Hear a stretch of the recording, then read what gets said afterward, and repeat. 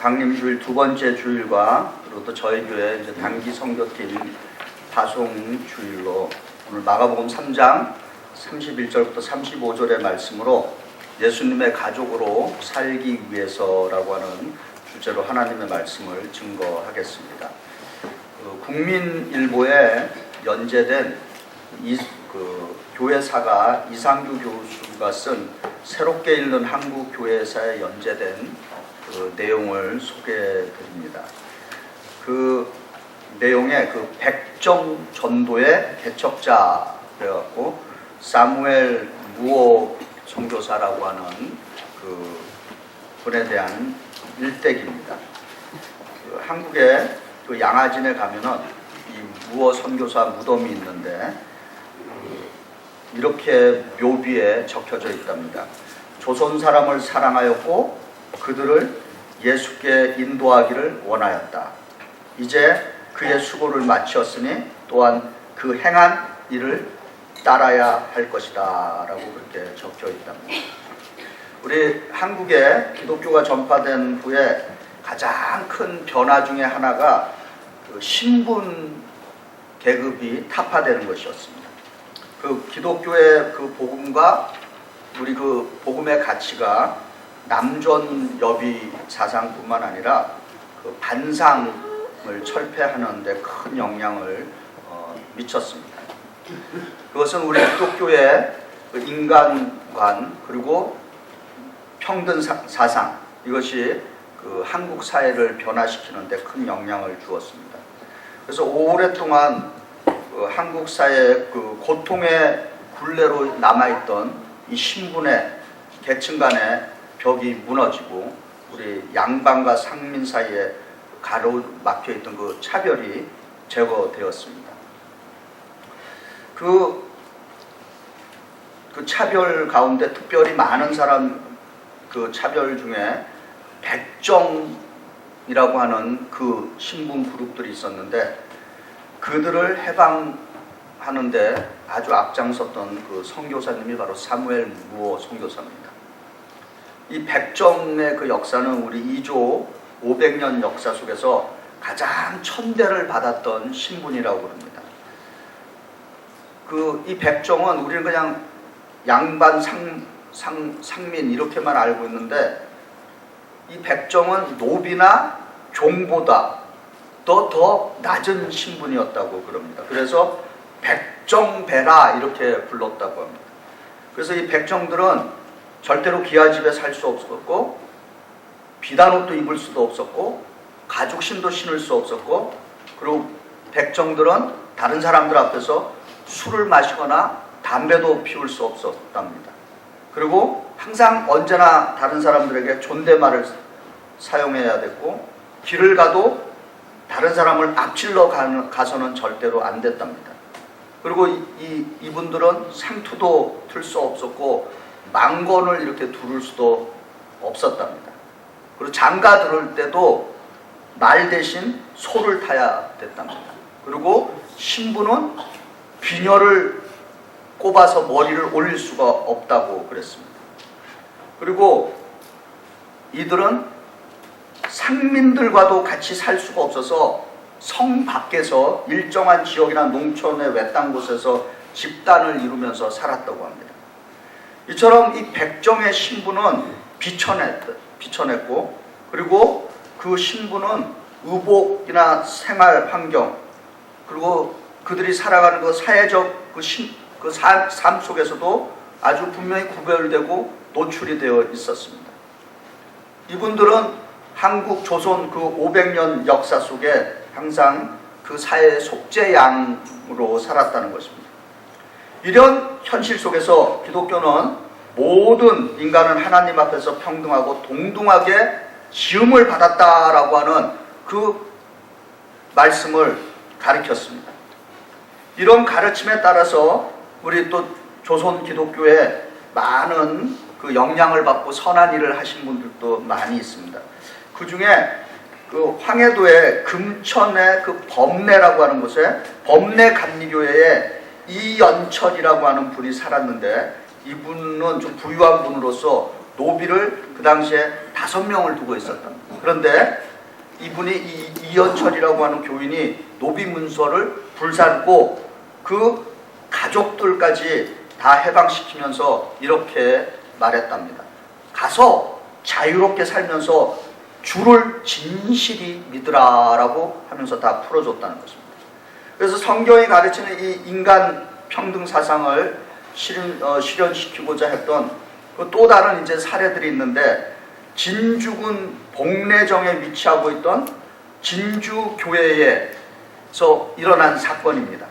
1905년에 진주에 부임한 호주 선교사 커럴이 학교와 이제 병원을 열었습니다. 그리고 전도한 결과로서 진주교회가 이제 개척이 됐어요. 그래서 평민들뿐만 아니라 진주성 그 외곽에 그 살고 있던 그 백정도 신자가 생겨나게 됐습니다. 그런데 그 당시에는 이 양반, 상미, 반상 구별이 워낙 철저했기 때문에 별도의 장소에서 이 이제 백정들은 예배를 드렸다는 거예요. 그런데 이 커럴 선교사가 그 이제 안식년을 맞고서 이제 떠나갔고 1909년에 3월 말에 부임한 레버런 리알인데 선교사죠. 이분이 이제 도착을 해서 이게 신분 때문에 따로 예배 드리는 걸 보고 이거는 아니다. 그래갖고는 1909년 5월 두 번째 주일날 백정들을 진주교회로 데려와서 예배 시간에 앉혔어요. 그랬더니 이날 그날 예배 드린 인원이 예배 시간에 앉아있던 인원이 400명이었는데 백정들이 들어오니까 300명의 교인들이 그날 예배 드리지 않고 그냥 나갔다는 것입니다. 그리고 또 그날 저녁에 200명의 신자들은 그 교회에 모여서 선교사에게 어떻게 백정을 데리고 와서 예배를 드릴 수 있느냐라고 이렇게 항의해갖고 그 분쟁이 장장 49일간이나 이어졌다는 것이에요. 그만큼 우리 기독교 안에서도 신분이라고 하는 것 때문에 수용하기 어려운 그러한 그 현실을 맞게 됐습니다. 그런데 이런 그 한국 사회의 그 신분 차별에 있음에도 불구하고 아주 선두에 서서 그 신분 차별을 없애는데 앞장선 분이 바로 이제 이 그 사무엘 무어 선교사입니다. 근데 이분의 한국 이름은 우리들이 잘 아는 대로 모삼률 선교사예요. 모삼률. 그런데 이분이 이제 그 한국에 와서 그 한국에서 이제 백정 신분을 알게 됐습니다. 그리고 이제 지금 현재 그 서울 소공동 지금 뭐 롯데호텔 근처라는데 근당골 교회랍니다. 이것이 지금 현재 숭동 교회래요. 이 교회를 중심으로 해서 이제 백정 해방 운동을 이제 이분이 이제 본격적으로 실시하게 됐습니다. 이 백정 가운데 최초로 기독교인이 되고 장로가 된 백정이 있는데 그분이 1894년에 박성춘이라고 하는 분이랍니다. 이분이 백정 출신으로서 최초의 이제 그 세례를 받고 그리고 훗날 장로가 되신 분입니다. 이제 이분의 아들이 이제 박서양인데 이 박서양은 그 모삼률 선교사가 설립했던 그 근당골 그 교회의 예수학당에서 공부했고 후일에 재중원이라고 하는 우리 그 한번 드라마에도 나왔을 거예요. 그 재중원이라고 하는 그 지금 현재 세브란스 전문학교의 그 전신이죠. 백정의 아들이 거기서 훈련받고 이제 최초의 의사가 된 분입니다. 그래서 이 사무엘 그 무어의 그 노력으로 1900년 그 당시에 한국 사회의 백정이 40여만 명이었답니다. 그런데 1920년대는 이분의 아주 지속적인 노력으로 그 1920년대 한 20년 후에는 백정의 수가 3만 3천 명으로 줄었다는 것입니다. 그래서 이 무어 선교사는 또한 이 철저하게 이제 노력을 해갖고 이 갑오경장 당시에 이제 정부로부터 이제 백정들 신분 철폐 그리고 일반인과 동등한 공민권을 이제 보장을 받았는데 많은 또 그 당시에 백정들이 그걸 몰랐다는 거예요. 자기가 신분이 해방됐는지. 그래서 또 개인 사제를 털어갖고 인쇄를 해서 전국에 배포하는 그러한 일도 했다는 것입니다. 그래서 이분이 이제 1906년 12월 22일 날 우리 한국에서 14년간 이 신분 철폐를 위해서 선교하고 양아진에 묻혔습니다. 근데 이분의 이름이 모삼률인 이유는 그런 뜻이 있답니다.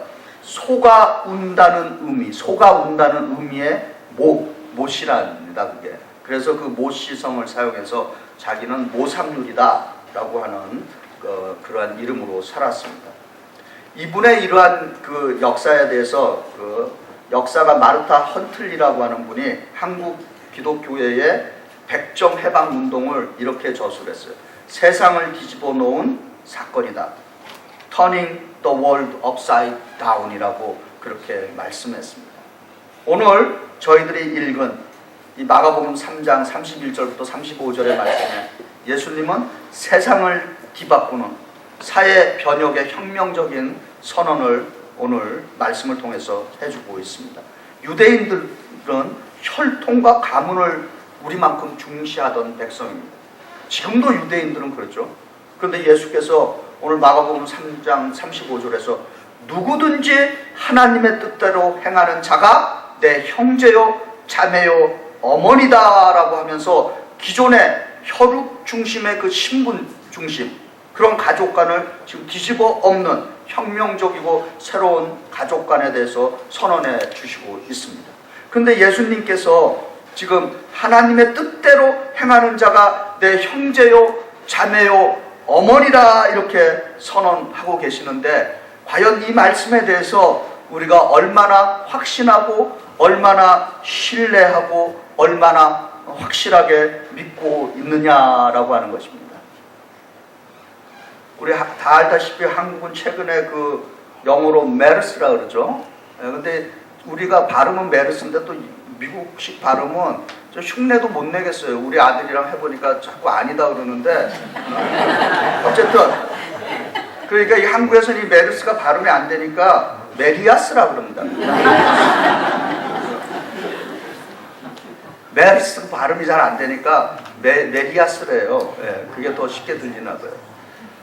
그래서 지금 불안해하면서 지금 정부를 신뢰하고 있지 못하고 있죠.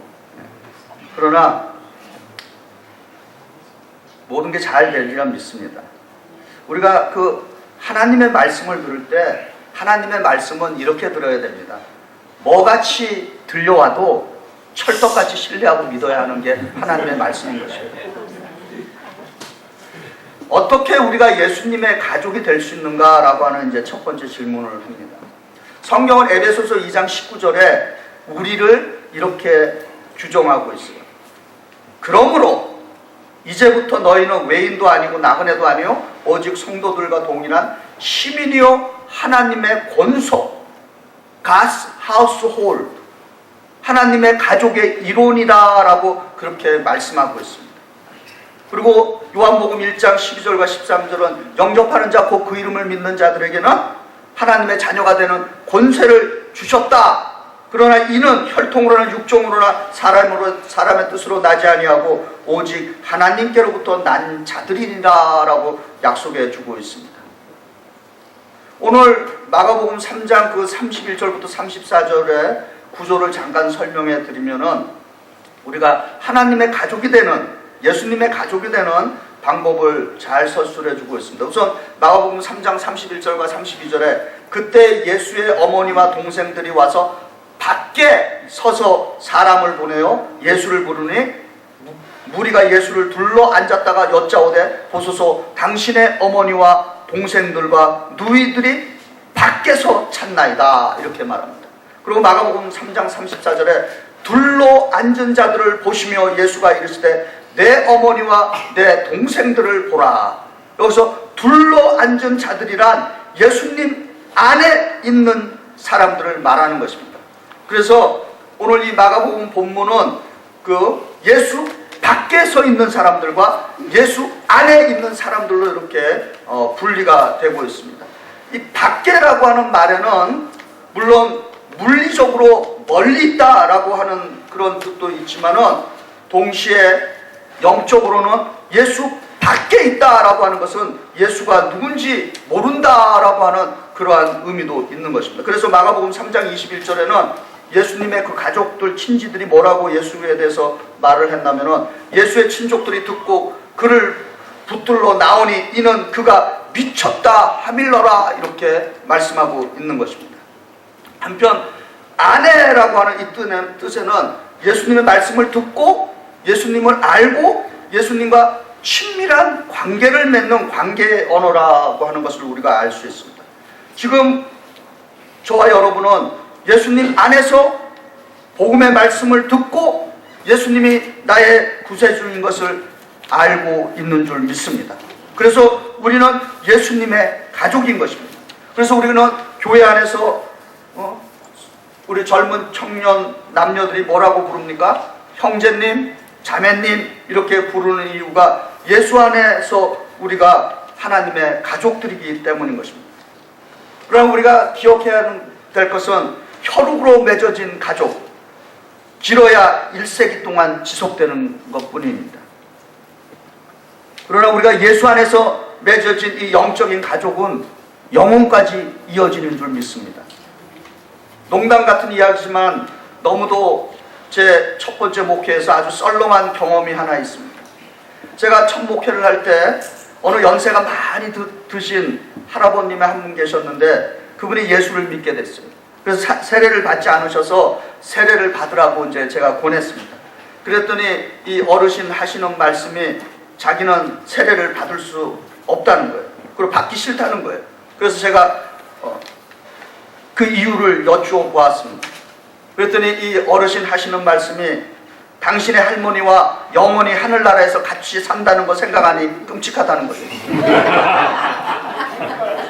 두 분이 평생 사시면서 자주 싸우셨어요.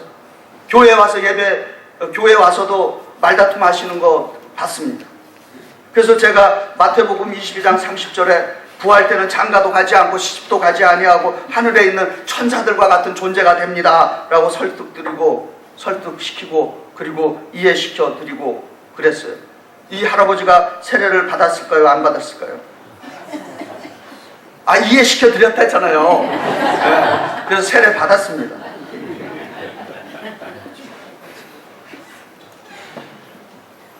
우리가 작년에 이어서 이번에도 단기 선교를 갑니다.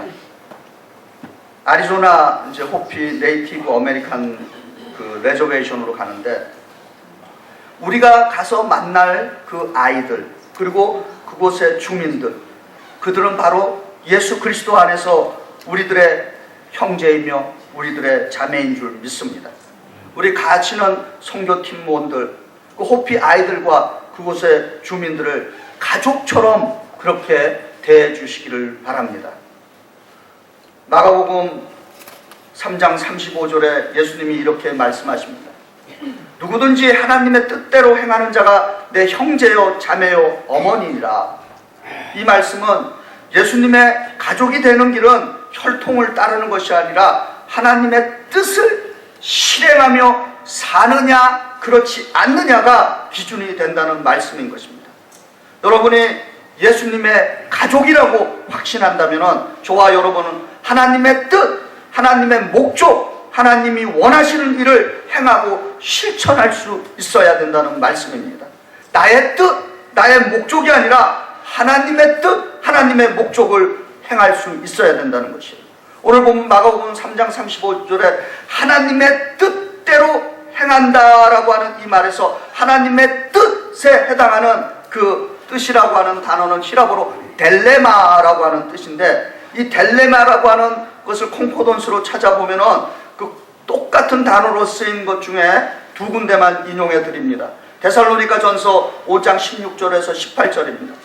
너무도 유명한 구절이죠. 항상 기뻐하라, 쉬지 말고 기도하라, 범사에 감사하라. 이것이 그리스도 예수 안에서 너희를 향하신 하나님의 뜻 델레만이라 이렇게 기록하고 있습니다. 날마다의 기쁨의 삶, 쉬지 않는 기도의 생활, 그리고 모든 상황 속에서 감사할 수 있는 것, 그것이 하나님의 뜻, 그분의 델레마를 실행하는 인생인 줄 믿습니다. 그리고 데살로니가 4장 3절에도 똑같이 기록됐어요. 하나님의 뜻 델레마는 이것이니 너희의 거룩함이라 라고 규정하고 있습니다. 하나님은 하나님의 자녀들인 우리들에게 거룩하라, 성결하라, 성숙하라, 성화하는 신앙인으로 살라라고 그렇게 명하고 계시는 것입니다. 선교는, 우리가 실시하는 선교는 하나님의 그 뜻을 거룩하게 행하는 것인 줄 믿습니다. 계속해서 우리 교회가 선교에 참여하는, 그래서 하나님의 뜻에 쓰임받는 교회가 될 수 있도록 저는 간구합니다. 저는 담임 목회자로서 우리 뉴욕 한인교회가 전 세계를 향해서 단기 선교를 매해 좀 보낼 수 있는 그러한 교회가 되기를 소망합니다. 금년에 저희가 3회째 지금 나아가고 있습니다. 우리 뉴욕 한인교회는 전통적으로 수많은 민족의 지도자를 배출한 교회입니다. 민족 독립운동 시기에는 수많은 애국 기사들을 이 교회에서 배출했어요. 그리고 한국 초대 정부를 구성하고 한국의 교육을 위해서 큰 공헌을 한 인물들이 많이 있습니다. 그러나 지금은 이제 세계화 시대 속에 살고 있습니다. 우리가 실시하는 이 단기 선교는 앞으로 자라날 지도자들, 특별히 우리 청년들에게 보다 더 넓은 세계를 보여주고 그 넓은 세계를 경험시키는 좋은 기회가 되는 것입니다.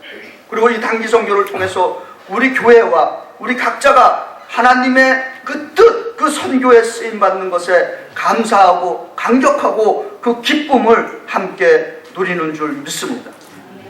그리고 지난 1968년부터 저희가 꿈꾸며 계획한 이 교회 건축은 우리 뉴욕 한인교회를 위한 하나님의 뜻, 그분의 벨레마라고 하는 것도 저도 믿어야 될 줄 믿습니다.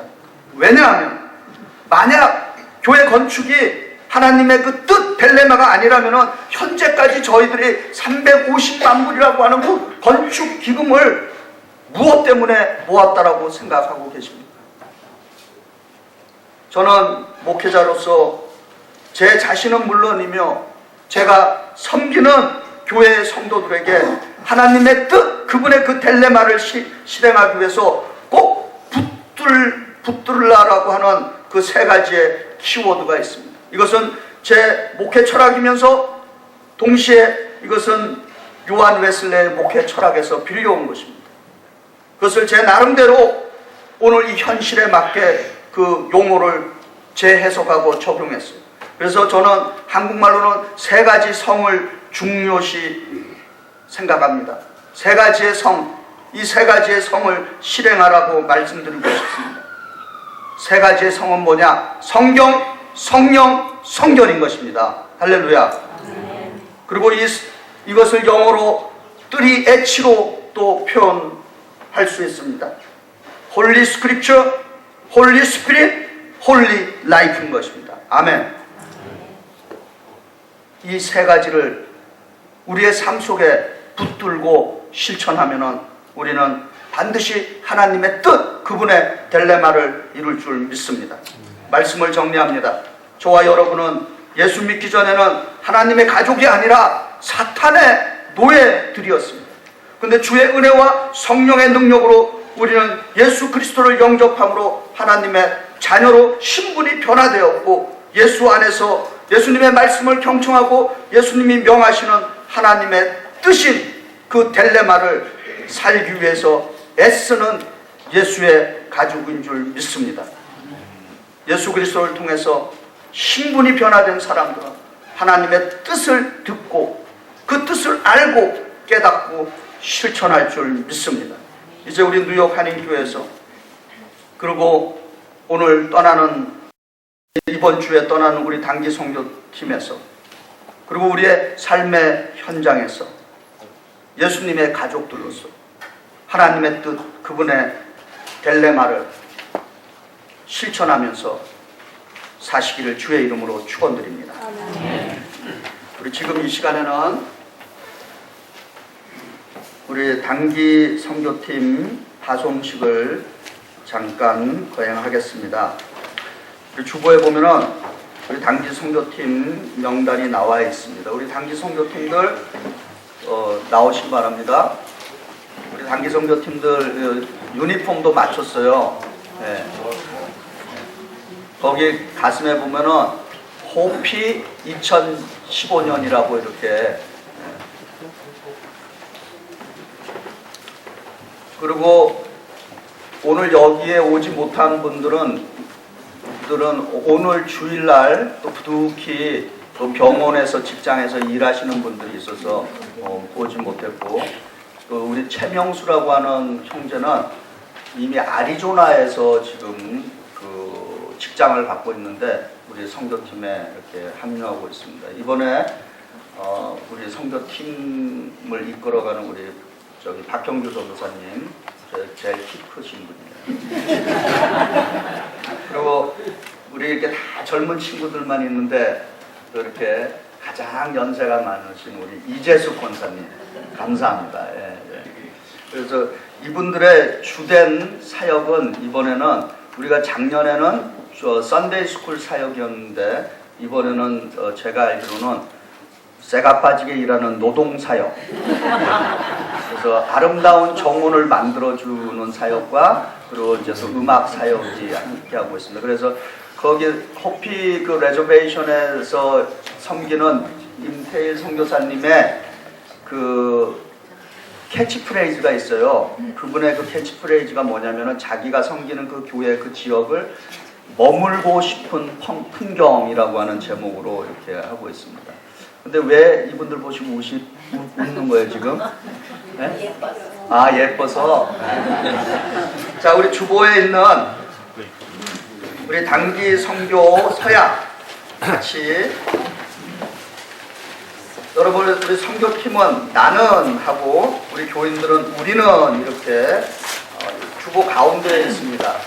우리 같이 제가 하나 그러면은 여러분 나는, 우리 교인들 우리는 이렇게 읽겠습니다. 준비되셨죠? 하나.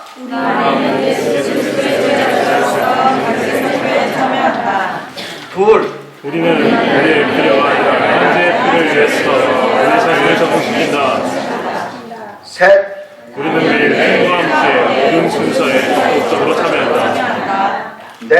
우리는 개인적인 행동을 하지 않으며 믿음의 리더십에 순종한다. 다섯. 나는 선교로 단기 선교로 완수한다. 기도하시겠습니다.